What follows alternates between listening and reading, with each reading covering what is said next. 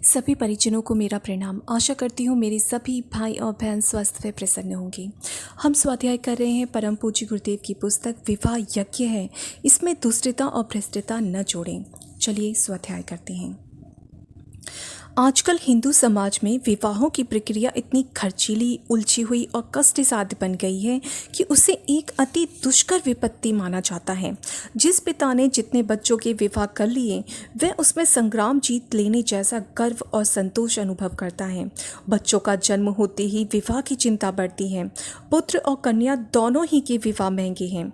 किसी समाज में लड़के वालों पर यह भार पड़ता है तो किसी में लड़की वालों पर। सवर्ण कही जाने वाली जातियों में लड़की वालों को बहुत खर्च करके लड़के वालों को खुश करना पड़ता है। असवर्ण एवं पिछड़ी जातियों में लड़का वाला अपनी आर्थिक क्षमता निचोड़कर किसी प्रकार लड़की वालों को संतुष्ट कर पाता है। जिसको प्रसन्न करने के लिए यह असहाय व्यय भार उठाया गया था वह भी उसे बचा नहीं पाता, कुछ लाभ नहीं ले पाता। लूट के माल में अनेक साथी, कहावत की तरह अनेक मुफ्तखोर उस लूट में साक्षी बन जाते हैं और वे भी उसमें कुछ लाभ नहीं ले पाते, जिसके लिए दूसरे परिवार ने अपनी आर्थिक स्थिति की बलि चढ़ा दी। बारात, आतिशबाजी, सजावट, बाजे, सवारी, चढ़ावा, दिखावा आदि की धूमधाम 2-3 दिन की रौनक दिखाकर विस्मृति के गर्त में विलीन हो जाती है। उपहार के रूप में एक पक्ष ने जो खाने पहनने की चीज़ें दी थीं वे घर पहुँचते पहुँचते चुनमुन बटकर समाप्त हो जाती है। इस तनिक से टुकड़ों से इन लेने वालों का कुछ भी भला नहीं होता। अपने घर भी रह नहीं पाया, दूसरों के भी कुछ काम न आया का मूर्खतापूर्ण उदाहरण ब्याह शादियों के समय बढ़ते हुए उपहारों, खाद्य पदार्थों, वस्त्रों, बर्तनों के बढ़ने में सहज ही देखा जा सकता है। जो नकदी के रूप में दिया जाता है उसे कई गुना सामान सरंजाम के रूप में दिया जाता है।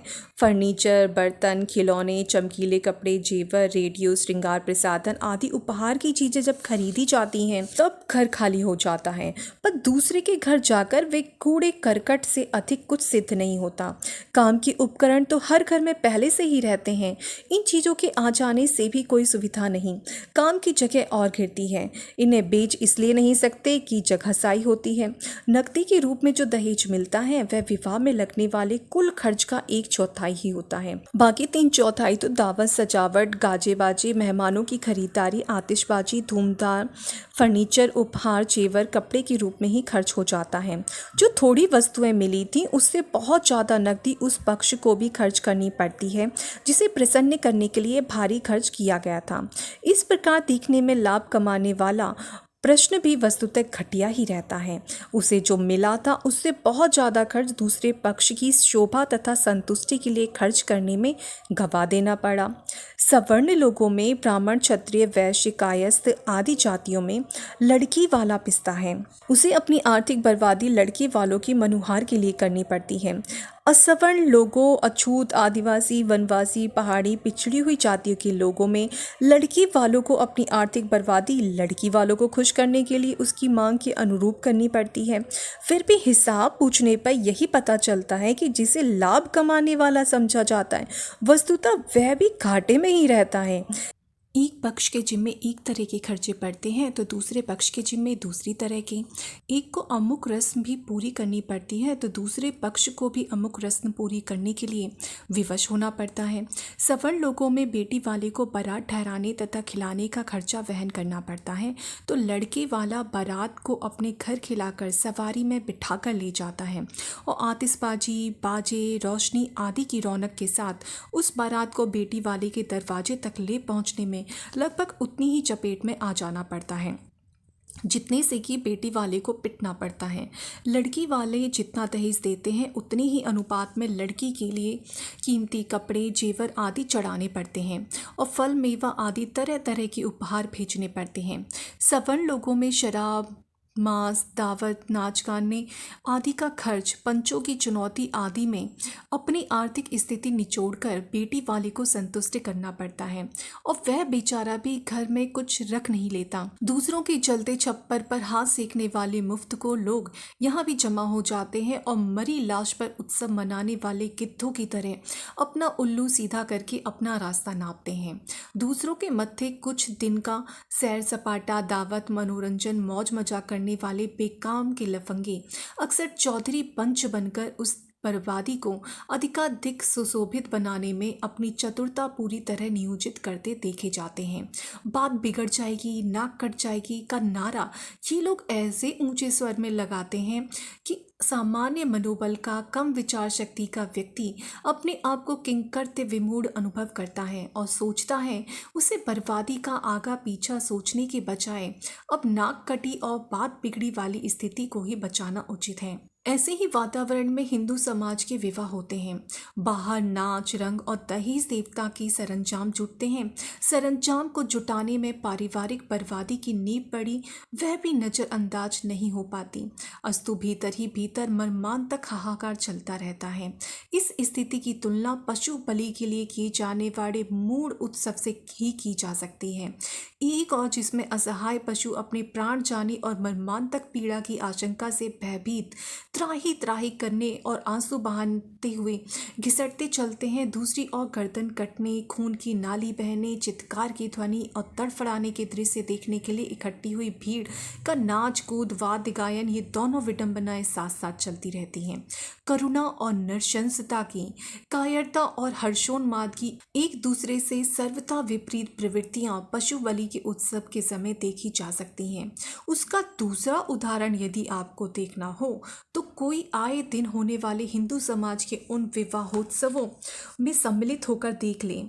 बर्बादी की नींव रखी जाते समय शोषित पक्ष अपनी बात और नाक कट चलने की दुहाई देने वाला शोषक पक्ष एक दूसरे से कितनी विपरीत परिस्थितियों में होते हैं, फिर भी बाहर से माथे पर गुलाल मलते हुए समधी भेंट की नकदी देकर रस्म अदा करता है और उसकी आत्मा कहती है कि इस नरसंस समधी का पेट छुरी से फाड़ डाला जाए तो अच्छा है।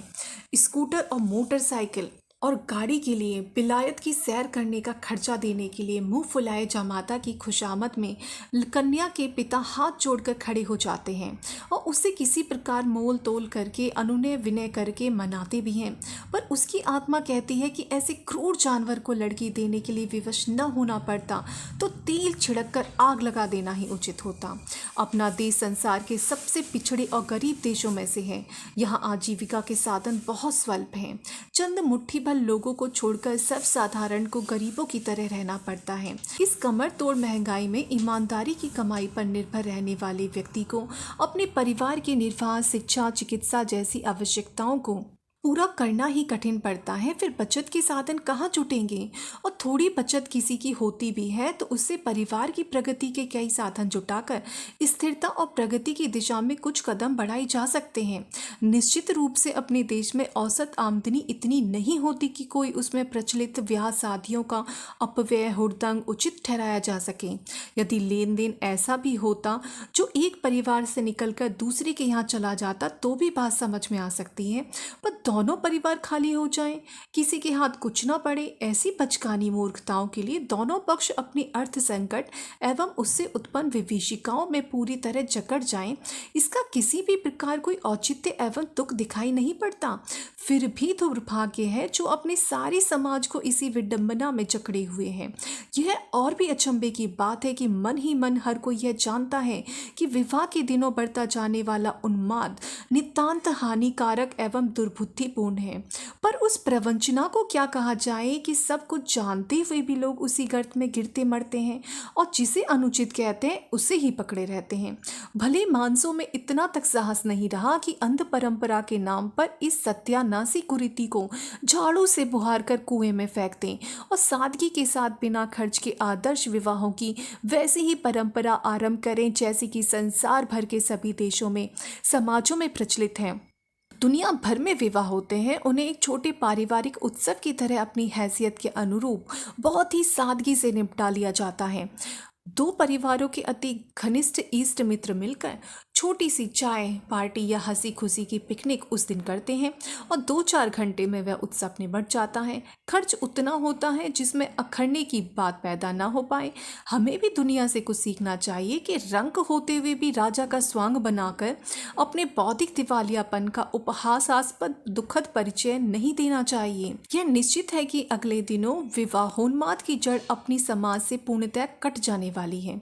घर फूंक कर तमाशा देखने वाली उक्ति घर घर में सदा ही चरितार्थ होती रहे, यह संभव नहीं। अगले दिनों विचारशील लोगों का एक बड़ा समूह सामने आएगा और इस वज्र मूर्खता को लातों तले को चलकर फेंक देगा। अपना सारा समाज बेईमान और गरीब होता चला जा रहा है। बच्चों की विवाह तो करने ही ठहरे, उसके लिए ढेर सारा पैसा चाहिए।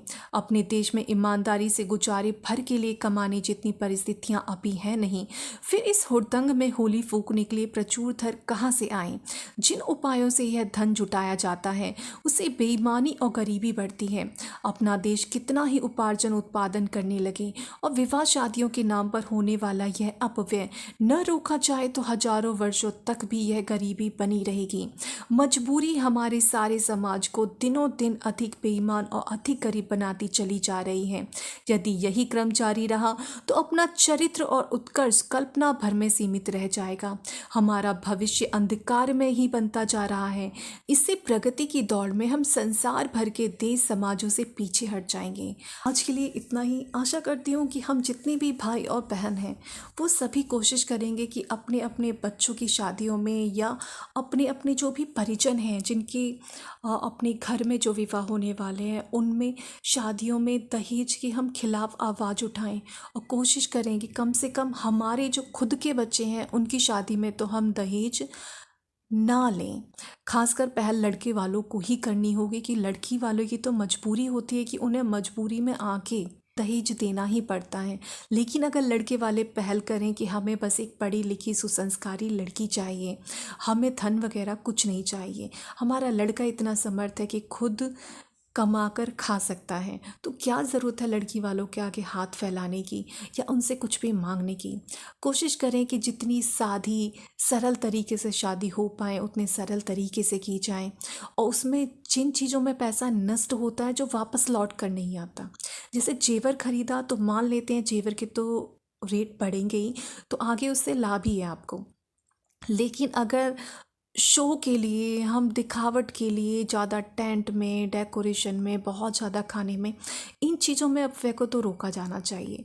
थोड़ी सरलता के साथ शादी करनी चाहिए। लाइटिंग वाइटिंग अंधाधुंध मतलब बहुत ज़्यादा करनी, और बहुत से लोग घोड़ी लाते हैं और तरह तरह के जानवर लाते हैं बारात में नचाने के लिए और नर्तकियाँ लाते हैं और डांसर्स को बुलाते हैं। तो वो जो खर्चे हैं जिनमें हमें खर्च करने के बाद वापस हमारे पास कुछ नहीं आने वाला, ऐसे खर्चों को तो हमें कोशिश करनी चाहिए कि कम से कम में ही वो काम निमट जाएं।